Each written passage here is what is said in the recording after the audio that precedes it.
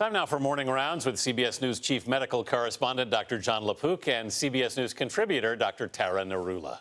First up, Zika. In September, Jon was in Puerto Rico for a 60 Minutes report on the virus and its effects that will air tomorrow night. We have an interview that you'll see only here.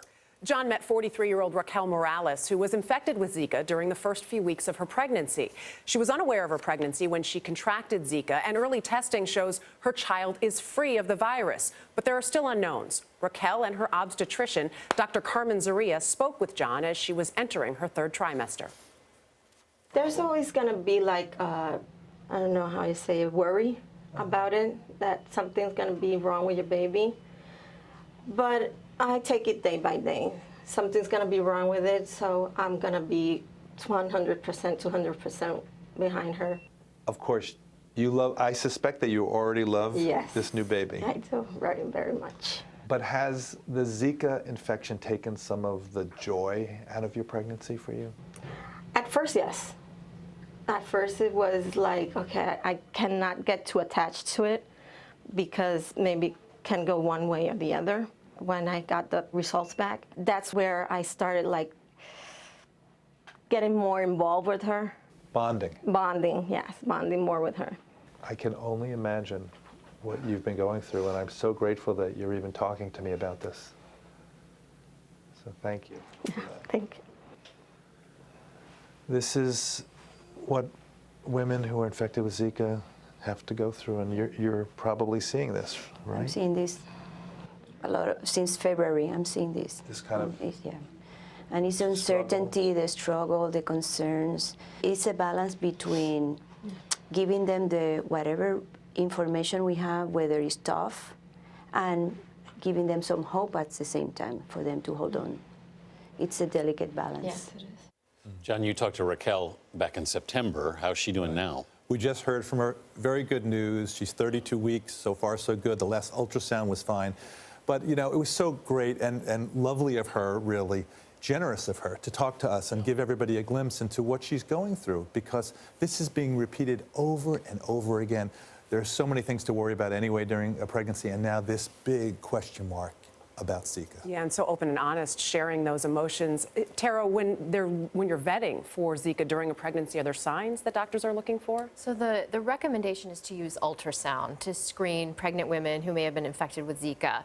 And you know, as a pregnant woman, it's scary enough when you go in for routine ultrasounds. You're worried that they're going to find something. For these women, they are recommended to have serial ultrasounds. So they have to go every 3 to 4 weeks. And some of the things that doctors are looking for, some early signs, are changes consistent with microcephaly or other developmental changes in the brain. Usually we see that in the second or third trimester, but it can be picked up on ultrasound as early as 18 to 20 weeks. They look for eye abnormalities, for joint contractures, and those would be and intracranial calcifications. Those would be some of the signs that they look for.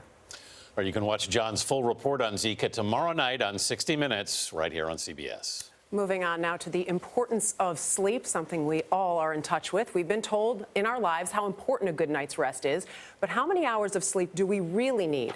Recommendations from the American Academy of Sleep and Sleep Research Society show the amount depends on your age. For example, children's ages 3 to 5 are said to need 10 to 13 hours a day, including naps, while teens need 8 to 10 hours. Adults should ideally be logging at least 7 hours every night. I think I speak for all of us. We wish we could get 7 hours every night. What are some of the risks associated with insufficient sleep? We've all been told about the importance. We spend 1/3 of our life sleeping. All animals sleep, and yet somehow we think that this time is unproductive and that we can eat away into it with other activities we have in our life. But the reality is, and we're learning more and more about this, that sleep is really a very productive time for our body, where we conserve energy, where we restore and repair our body and our brain. So it's critical to our physical and mental health. So it doesn't come as a surprise that lack of regular sleep can lead to or be associated with conditions like weight gain, obesity, diabetes, high blood pressure, cardiovascular disease, impairment in the function of your immune system, impairment in performance, and accidents. Jon, sleep is said to be especially important for younger people. So how are teens affected by this? Yeah, I just checked out a report on this, and there's an increase in car crashes, there's an increase in sports injuries, and even occupational injuries for those kids who are who are working in high school, for example. And, you know, we've talked about this before, that during the teenage years, there's sort of a shift in the circadian rhythm. So they go to bed later, and yet they're still waking up at the same time. And there's, of course, a big national push to try to have school start later. There are logistical issues with that, but a lot of people think that's really the way to go.